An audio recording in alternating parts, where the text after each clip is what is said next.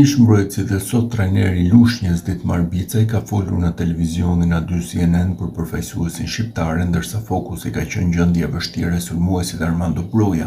Bicaj është treguar i rrept me 24 vjeçarin, madje duke u shprehur se nuk duhet të presim më Brojën. Edhe në momentet më të vështira të Brojës, unë kam qenë një simpatizant i tij. Është një moment që nuk mund ta presim më Brojën. Kemi 4 vite që e presim që ky djalë me potencial të jashtëzakonshëm ta shpaloz diçka të tillë te kombëtarja, po shikoj që ende nuk po na jep atë që duam të marrim nga ai.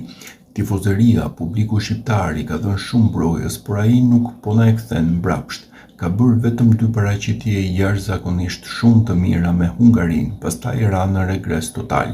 Mbi të gjitha ai duhet të jetë i fortë nga ana psikologjike. Lojtari që kur merr goditje apo zëvendësime është totalisht i dorëzuar.